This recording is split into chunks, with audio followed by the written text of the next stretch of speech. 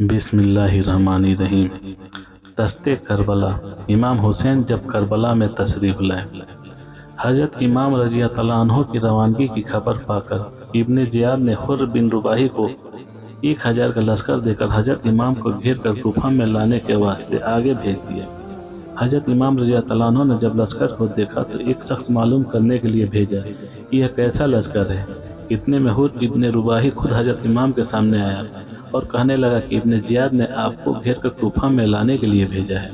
हजरत इमाम हुसैन रज़ियल्लाहु अन्हु ने इस लश्कर में खुतबा पढ़कर सुनाया कि ए लोगों, मेरा इरादा इधर आने का नहीं था, मगर पै दर पै तुम्हारे खत पहुँचे, कासिद आए कि जल्द आओ, तो मैं आया। हुर्र बोले कि खुदा की कसम, मैं उन खतूत से खबरदार नहीं हूँ।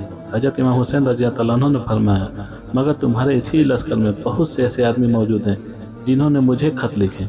फिर आपने खतूत पढ़कर सुनाया। अक्सर ने सिर नीचे किया और कोई जवाब न दिया।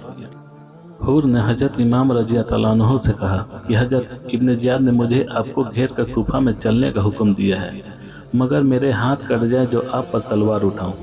चूँकि मुखालिफ मेरे साथ हैं, इसलिए मसलहत यही है कि मैं आपके हमराह रहूं। रात को आप औरतों का बहाना करके अलहदा उतरें और जब लश्कर वाले सो जाए तो आप जिस तरफ चाहे चले जाएं। मैं सुबह को कुछ देर जंगल में तलाश करके वापस चला जाऊंगा और इब्ने ज़ियाद से कुछ बहाना कर दूंगा। चुनांचे हजरत इमाम रज़ियल्लाहु अन्हु ने यही किया। रात को जब यजीदी लश्कर सो गया तो आपने वहां से कुछ किया। अंधेरी रात में मालूम न हुआ कि किधर जा रहे हैं।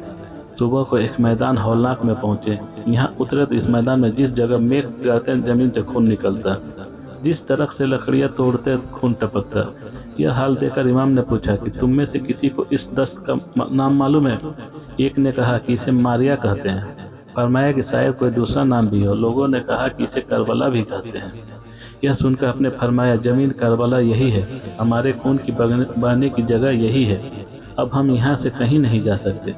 अली अकबर रज़ियल्लाहु अन्हु ने अर्ज किया, अब्बा जान आप क्या फरमा रहे हैं? फरमाया, बेटे तेरे दादा जान अली मुर्तजा सिफ़ीन हुए यहाँ ठहरे और बड़े भाई हसन रज़ियल्लाहु अन्हु के जानू सर रख कर सोए। मैं सरहाने खड़ा था कि रोते हुए उठे।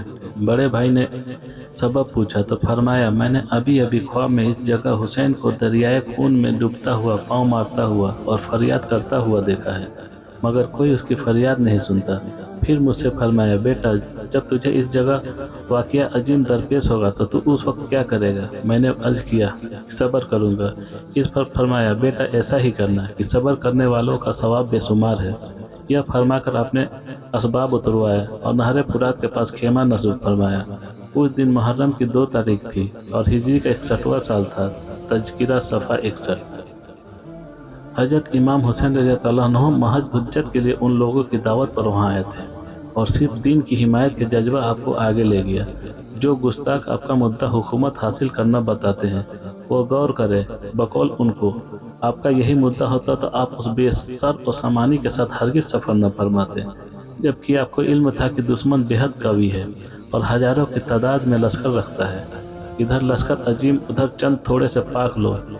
क्या कोई अक्ल का दुश्मन कह सकता है कि इस बेसर और सामानी के साथ आप सल्तनत हासिल करने निकले थे? हरगिज़ नहीं, बल्कि आपको मैदान में सिर्फ हिमायत दीन का जज्बा ले गया था। न अपनी आन की खातिर न अपनी शान की खातिर वह मैदान में निकल आए फ़कत ईमान की खातिर। दोस्तों, अगर यह वाक़या पसंद आया हो तो लाइक करना और चैनल को सब्सक्राइब करना ना भूलें और जाते जाते एक कमेंट ज़रूर कर दें। अस्सलामु अलैकुम।